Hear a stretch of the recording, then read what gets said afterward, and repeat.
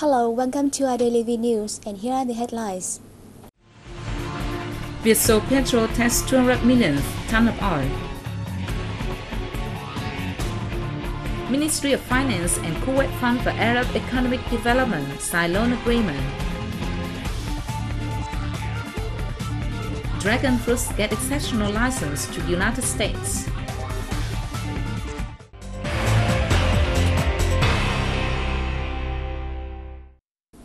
ASEAN should give priority to successfully implementing the roadmap of building the ASEAN community in 2015. Ambassador Vũ Đăng Dũng, head of Vietnam's permanent representative mission to ASEAN, made the remark in an interview with the Vietnam News Agency on the occasion of the 45th founding anniversary of ASEAN. The group is entering a new period of cooperation and connectivity with strong qualitative changes, advancing towards an ASEAN community in 2015. To realize this goal, ASEAN and each member country need to focus resources on accelerating the implementation of major targets in all three pillars of political security, economics and social culture, especially strengthening intra-bloc economic linkage, improving connectivity within ASEAN and between ASEAN and the East Asian region, narrowing the development gap, and ensuring a sustainable and equal development.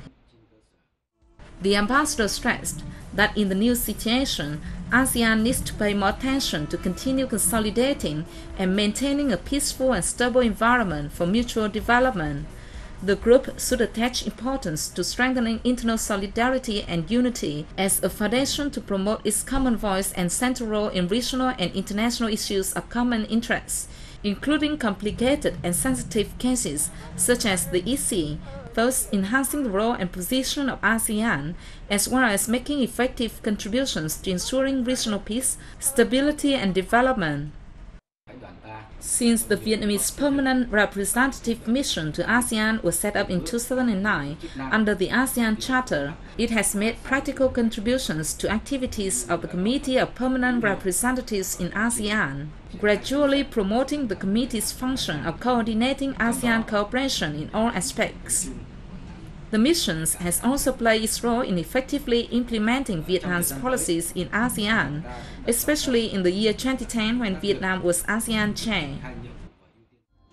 With Vietnam's nomination of a representative to undertake the positions of ASEAN Secretary General from January 2013, the mission will be responsible for actively supporting and coordinating with the ASEAN Secretariat in implementing its functions and tasks, Dũng added.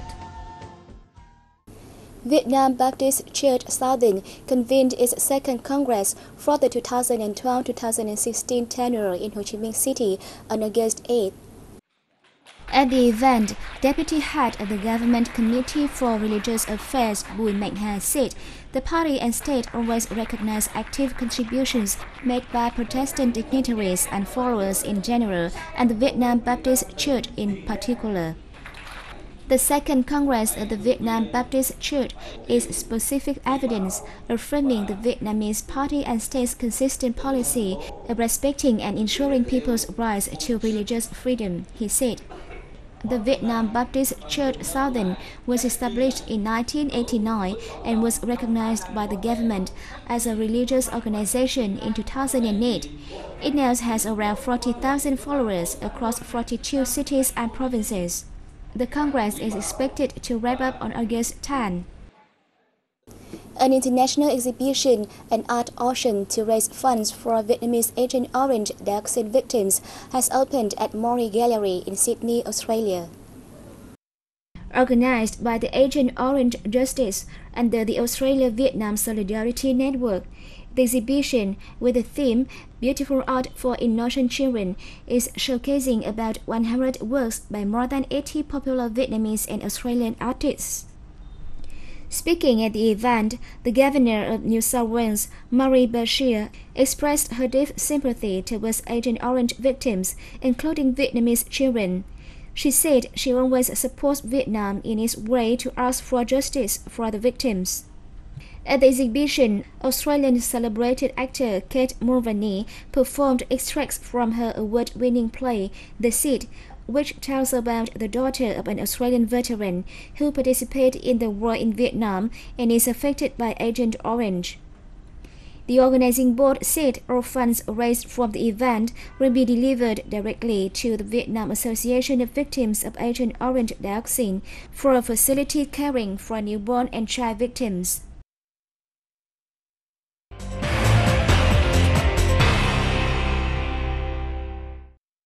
The Ministry of Finance and the Kuwait Fund for Arab Economic Development signed a loan agreement in Hanoi on August 8.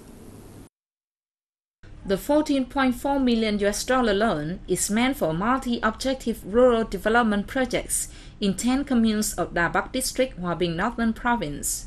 Up to now, the Kuwait Fund has provided Vietnam with approximately $140 million in loans for 9 projects.